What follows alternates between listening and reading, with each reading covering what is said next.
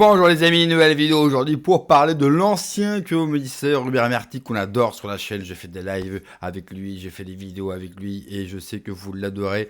Eh bien il nous fait de nouvelles révélations sur la manipulation des foules par le gouvernement. Mais juste avant de l'écouter, bien sûr, comme d'habitude, n'oubliez pas de vous abonner, le pouce, le commentaire, le partage et le boost également de la vidéo. Et je remercie GPTV de me laisser bien sûr commenter ces images. On l'écoute, on en parle juste après.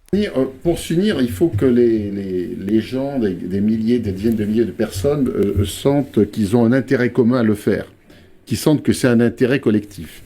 Et moi, je veux saluer le travail que vous faites pour le Covid. Parce que, écoutez, toute la classe politique française et médiatique est complètement mouillée dans cette affaire. Complètement mouillée. Il faut quand même pas oublier que pendant des mois et 2 ans, ils nous ont seriné des contre-vérités totales. Il n'y avait rien qui reposait sur des écrits scientifiques. Tout était pipé, que ce soit le Lancet ou les autres écrits sur la pharmacien ou les écrits médicaux. C'était du faux, du faux, du faux. Il n'y a pas eu de crise sanitaire. Il y a eu une opération psychologique de manipulation des foules. Il y a eu une opération mondiale. Voilà, mais non, mec, il y a un intérêt collectif parce que... du coup, comment on fait? Attends, l'intérêt actuellement des politiques, c'est de nous faire oublier tout ça. Ils ne veulent plus qu'on en parle.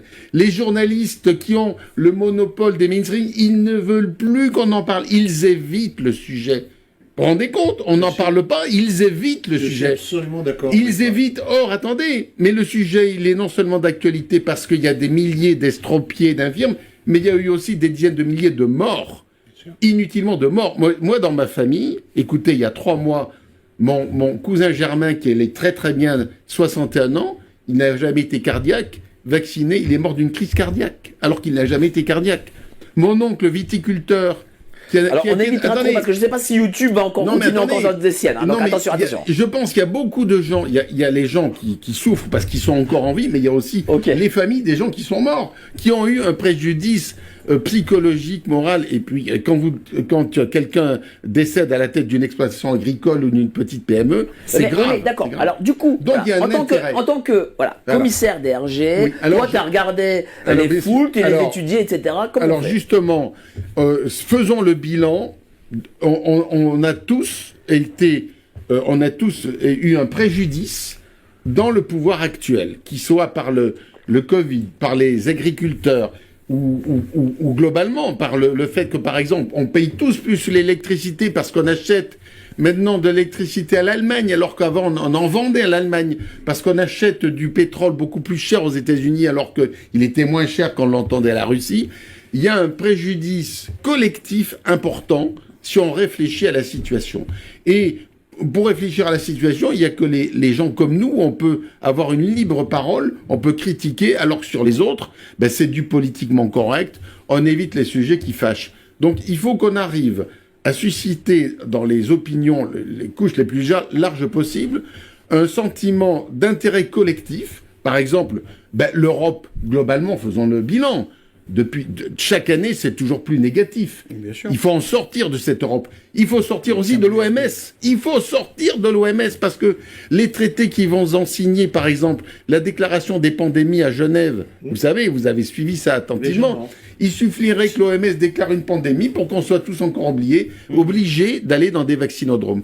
Donc, il faut, sur 2-3 idées simples, en disant, voilà, regardez quel est le bilan, en quoi vous avez été perdant, eh bien, pour ne plus que ça se reproduise à l'avenir, rassemblez-vous autour de 2-3 thèmes simples pour que l'avenir de la France, parce que la présent, il n'est pas désespérant. Au contraire, je pense que la situation de désintégration et de délitement économique de la France est porteur d'un rebond. Alors si c'est pas de Villepin, il y aura quelqu'un qui sortira, un homme, une femme. Non, mais évidemment, mais quelqu'un d'autre. T'aimes bien de Villepin? Non, je veux bien à la limite. Mais ça peut pas nécessairement être lui. Ça peut être quelqu'un qui sortira pour rassembler autour de lui. Du coup, alors très bien. Mais du coup, faut attendre 2027, c'est ça, si je comprends bien. Non, pas du tout. Je me permets de mettre sur la table une proposition que j'avais déjà faite, mais qui me semble il faut toujours prendre l'exemple de l'histoire.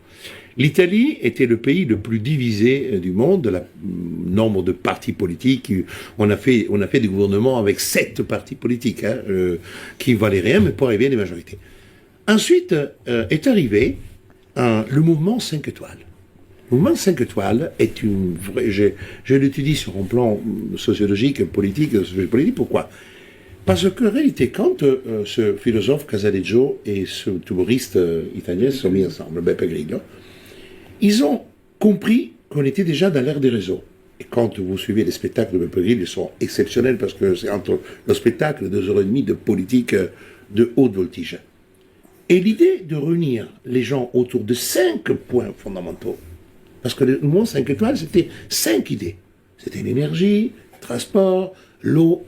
Et là, les gens se sont reliés, parce que c'est déjà quelque chose. Mais pas avec des manifs dans la rue, en utilisant le réseau, en utilisant le vote. Et tout ça, ça a généré un mouvement. Après, il a dérapé, parce que quand on commence à goûter le pouvoir, ça fout la merde. Maintenant, Conte élimine Beppe Grillo, Casaleggio est décédé, et le Mont 5 étoiles. Mais ce laboratoire-là est très intéressant, parce qu'il a créé, effectivement, un retour d'un clivage gauche-droite, avec 2 grands pôles. C'est pour ça qu'aujourd'hui, Giorgia Meloni est très stable, parce qu'avec 34% et le reste, avec 3 partis, avec Forza Italia, elle arrive à gérer. Mais en tenant compte aussi de ce qui s'est passé dans l'histoire. Et c'est inspiré en partie, sur certains points, de ce que le mouvement 5 étoiles avait fait. Donc ça veut dire quoi ? Ça veut dire qu'aujourd'hui, si nous voulons changer les choses, et on ne sait pas en amenant les gens dans la rue en se faisant canarder. Le mouvement 5 étoiles n'est pas arrivé au pouvoir avec le canardage. Il est arrivé par ce travail de réseau. Le mot réseau, entendu pas les réseaux sociaux américains, mais le mot réseau entendu comme créer du réseau, créer du lien. Le réseau, c'est créer du lien. Donc, en réalité, si nous suivons ces messages-là, le problème qui se pose, c'est que maintenant que je révèle à haute voix une stratégie pour arriver au pouvoir, ils feront tout le possible pour nous priver. Je suis entièrement d'accord avec les mots que vous venez d'entendre. Il faut du réseau et ça passe par le local. C'est vraiment un vieux dada sur la chaîne. Moi, je n'arrête pas de parler de local.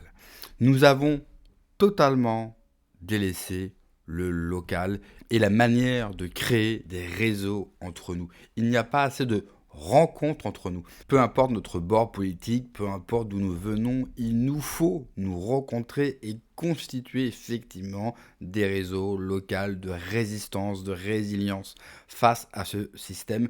Effectivement, les manifs aujourd'hui, on va au casse-pipe parce qu'on sait que les forces de l'ordre ont des ordres clairs, nous fracasser si jamais nous devenons trop virulents, si jamais nous demandons trop, c'est-à-dire de vivre dans la dignité, de récupérer bien sûr de la fierté dans ce pays, de récupérer de la souveraineté, de vivre de notre travail, de vivre librement.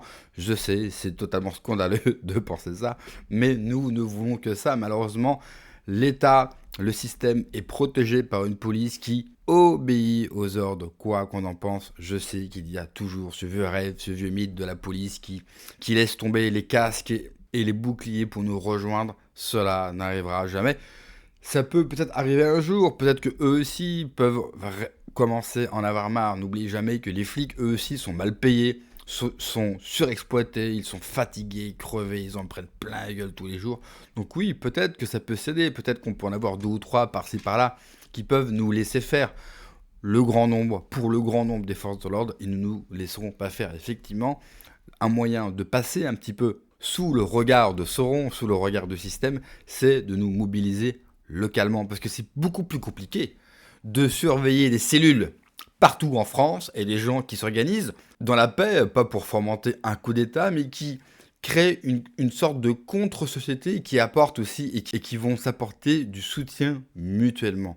On manque cruellement de ça. Moi, j'aurais aimé que les partis politiques, par exemple, s'en chargent. Il y avait eu une superbe initiative, il y a maintenant plus d'1 an, de la part des adhérents patriotes, je ne sais plus dans quel coin en France, ils avaient créé le restaurant solidaire, où les gens qui n'étaient pas en capacité de pouvoir se nourrir correctement, ou alors les gens qui étaient seuls, eh bien de venir manger pour rien. Ça, c'était une initiative qui avait, à mon sens, énormément, justement, de sens et qu'il aurait fallu, avec une volonté du parti Les Patriotes, reproduire à l'échelle nationale. Ça parlera beaucoup plus aux gens et ça nous permettra aussi de quitter un peu le monde réel des réseaux sociaux, de nous rencontrer et de briser la solitude qui nous colle à la peau depuis trop longtemps. Parce qu'on a besoin de toutes les forces, de toutes les bonnes volontés, mais surtout de faire contre-société pour ne pas justement sombrer avec celle-ci. Merci d'avoir regardé la vidéo les amis, n'oubliez pas comme d'habitude de vous abonner, le pouce, le commentaire, le partage, le boost, c'est extrêmement important.